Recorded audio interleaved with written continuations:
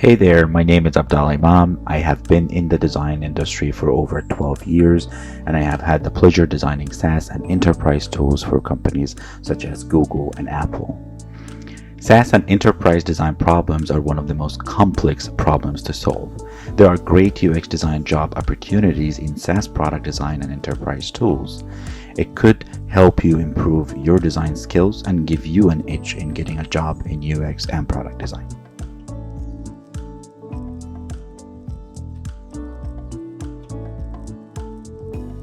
In this video, I wanted to share a few lessons that I've learned along the way building and designing software and enterprise tools in general. So hopefully this will be useful for you. Don't only user test, user observe. I can't tell you how many times we understood the user better by observing what they are doing, by following them in their environment, for example, instead of just give them a test or a prompt that lead them to the result that we want or being biased. Of course, you need to test. Of course, you have to be prepared. Of course, you have to do your research. Of course, you have to have a prompt and what they exactly need to do in the test. But it's better to basically give them a little bit open-ended, more flexibility, more let them basically just explore more in the test and observe what you'll be doing, rather than just making sure they really like that button or they really like this color. And you'll see how much better result you'll get doing that. It's also important to observe the environment, where they're going to be using the application and how they're going to be interacting with the device the application on, whether it's tablet or desktop, so they will never actually take it on the road or they don't need something like that. Most likely you will need both. The good thing about SaaS product design and enterprise tool that the user most likely will be either working at the company that you're working with, or you can easily access this type of user. So if you can have the ability to follow them in their environment, that would be really great. An example to share, an application that I helped design in the past was used in the data center environment. So it was really eye-opening for us to go and maybe stalk the engineers, technical engineers that were using the application in the data centers, and they were walking around using it sometime in iPad or a desktop. So it was really eye-opening to just see how it is used and then how much it was used through the iPad as well. And we ended up adding a size that we designed for the tablet and iPad.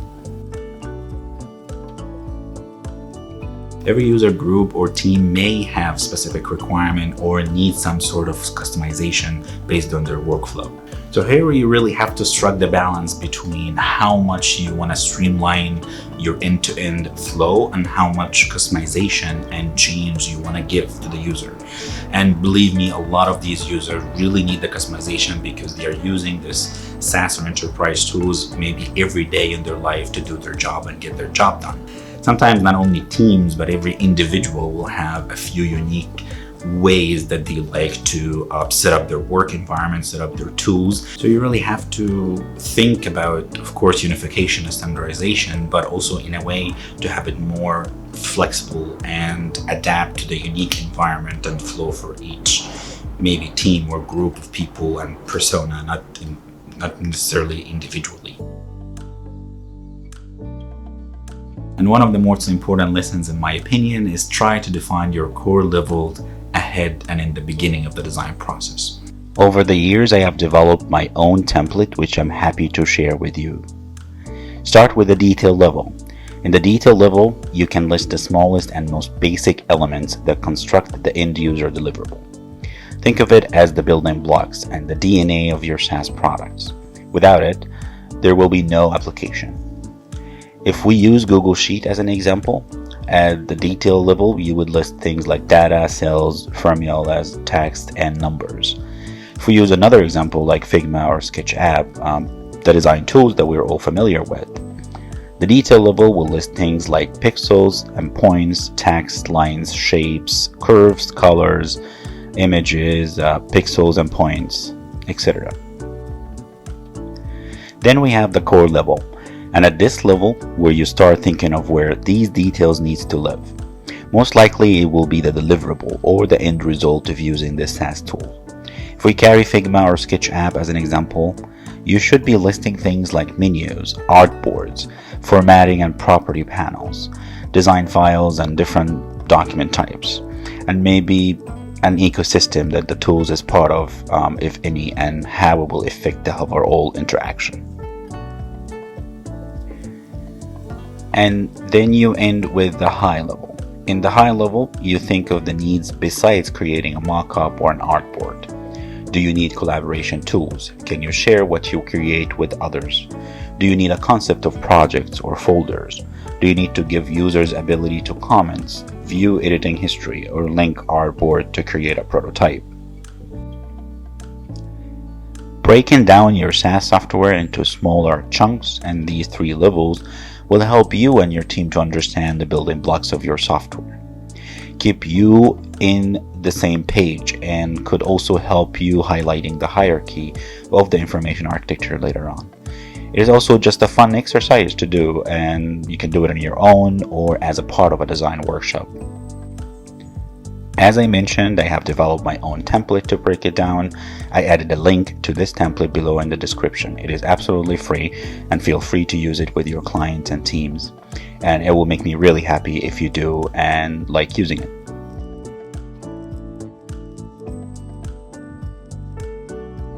Get comfortable with complexity. It is okay if your design is not minimal. So us designers, we really like to make everything minimal, clean, and clear, which is really great place to start with. However, for SaaS and enterprise tool users, they really tend to ask more of the pages or more of the layout that they are looking at.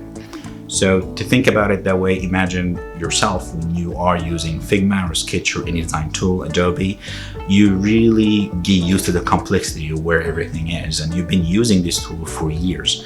So your user mostly will be professional using this product for years, or a version of it or a different version of it.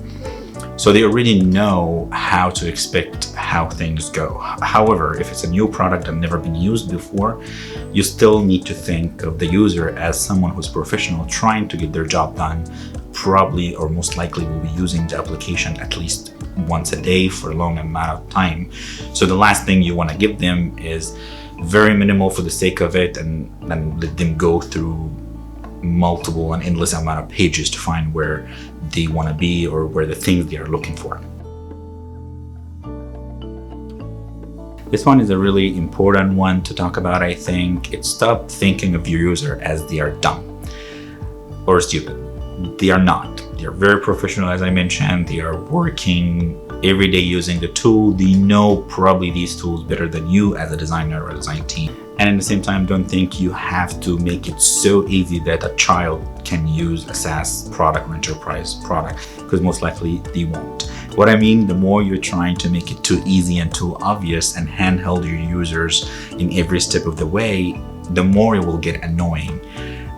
You'll have to take them through a lot of views to make everything too minimal or too small. You will have to add a lot of extra text content in places that you don't maybe need them. You'll pretty much spread a bunch of like information iconography everywhere because you're trying to explain to them what to do. But instead, I would just make sure I have all the resources or the help resources in one place, and maybe one question mark icon will take them there, or just find an easier way to get them help when they need to.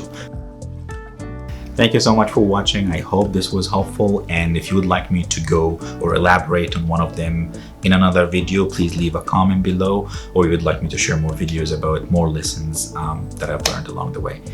Thank you so much again for watching, and we'll see you next time.